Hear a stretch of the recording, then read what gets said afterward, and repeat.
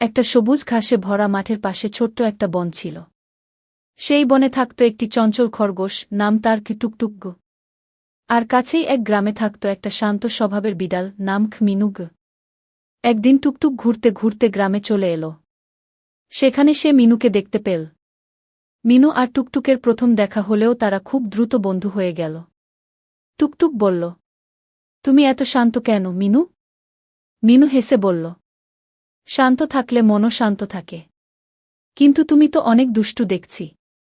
সেদিন থেকে ওরা প্রতিদিন একসাথে খেলত, কখনো লুকোচুরি, কখনো দৌড় প্রতিযোগিতা। টুকটুক সবসময় দৌড়ে জিতত। একটি সূর্য ওঠে সকালে, আলো ছড়ায় প্রতিটা ডালে। দুইটি চোখে দেখি আমরা রঙিন জগৎ, রূপের ক্ষমা। তিনটি বন্ধু খেলতে যায়, হাসি ঠাট্টায় দিন কেটে যায়। চারটি পাখি গাইছে গান, ডালে বসে জানায় যান। পাঁচটি ফুল ফুটেছে বাগানে, সুগন্ধে ভরে যায় প্রাণে। ছয়টি মাছ সাঁতরে চলে, জলখেলায় ওরা মেতে চলে।